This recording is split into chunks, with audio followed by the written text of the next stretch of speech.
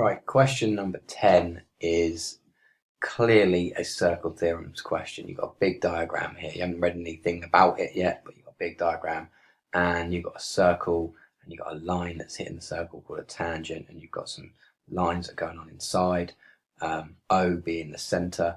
All right, read the information. It could be important. There might be a bit of information that's missing off the diagram that might be useful, but generally speaking, most of the time, what you see is what's written here. So diagram shows a circle, center of O. Points P, Q, R, and S lie on the circumference of the circle, which we can see, P, Q, R, and S. UST is a tangent to the circle, UST, and the angle RPS, R to P to S, is 44. We can see again that's labelled, and PSO, PSO is 32. We can see those things. So there's no information that's missing off this diagram. We've got everything that we need. Now this is, the first question is us working out the value of x. Now this is a particularly tricky circle theorems question. 4 marks available for it. We don't have to list why like we do sometimes. We don't have to list why the answer is the answer, but it's useful to know. So I'm going to list those as we go through as well. So the way that we're going to work out x is we're going to kind of take a few steps back here and think about the theorems that we know, the circle theorems that we do know. Right? What we do know is that when a tangent meets a radius, and this is a radius because it's half of the diameter, it's coming from the center of the circle to the circumference of the circle. This is the radius, and this is a tangent. When a tangent meets a radius, it creates a 90-degree angle. So I'm going to write that down. Tangent meets radius at 90 degrees. That could be a reason why your answer is an answer. We don't need to list those things like I said, but I'm going to draw that on there. That is definitely a 90-degree angle because it's one of our circle theorems that we have to know. That's useful, but not the most useful thing in the world at the moment, because we can see that there's this little bit here that's missing, right? And if we knew this bit here, it would be useful because we could then add it to this bit here and then use another circle theorem. So there's another circle theorem involved in this, and it's the cyclic quadrilateral circle theorem. So the opposite angles of a cyclic quadrilateral, i.e. x and 32 plus this missing bit here, I'll draw it on there for you, like that. That's the one we want to find out. That angle and this angle add up to 180 degrees. So cyclic quadrilateral,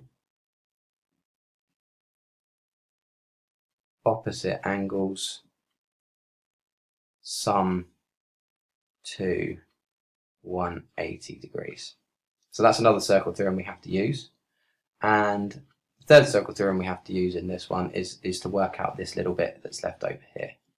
Okay, because then we can subtract it from this 90 that we know. So this one is the alternate segment theorem. Alternate segment theorem.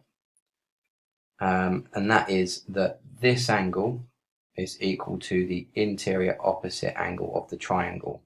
So the triangle that is created here is PRS. If we look at that as a triangle, PRS, we know that this angle, 44 degrees, is the same as this angle here, 44 degrees. So we could label this as 44 degrees, and that gets us somewhere. Okay, so the other theorem we needed to know was the alternate segment theorem. Okay, this angle is the same as this angle, and this angle, we don't need to know it, but this angle is the same as this angle. And obviously this angle is the same angle as the angle that it is, if that makes any sense whatsoever. So 3 circle theorems required to answer this question. Didn't have to list them, but we needed to know them. So what we can do now is we can work out this missing bit, because we know it's going to be 90 minus 44. So I'm going to clear that. I don't need the calculator, but I'm going to use it because I don't want to make a mistake. It's 46 degrees. And we know now that 32 plus 46 that's why it's useful to use the calculator. Add 32 is 78 degrees.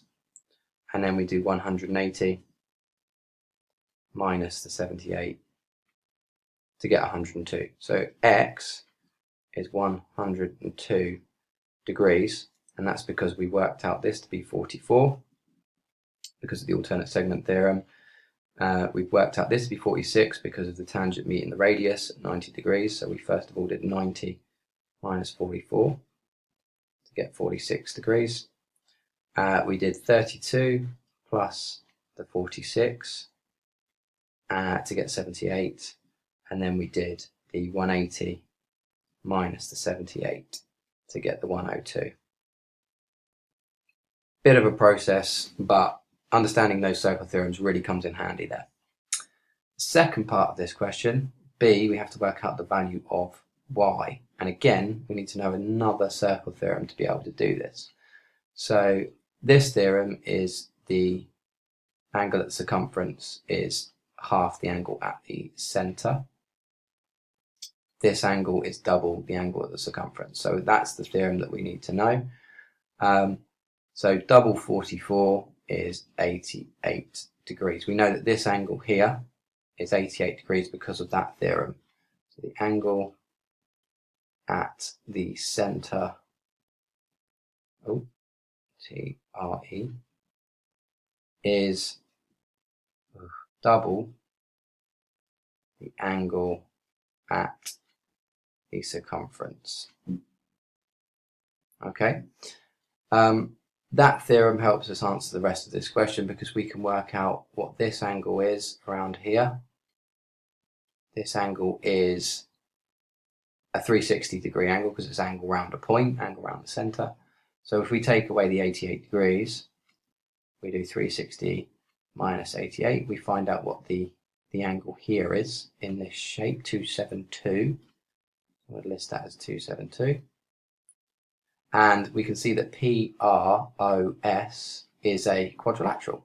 It's a four-sided shape. And the angles inside a quadrilateral add up to 360 degrees.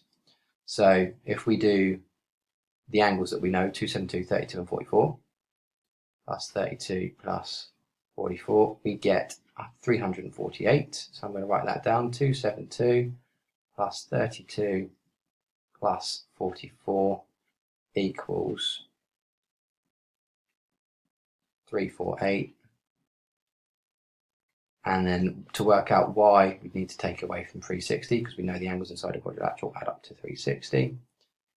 348, we're going to get 12 degrees.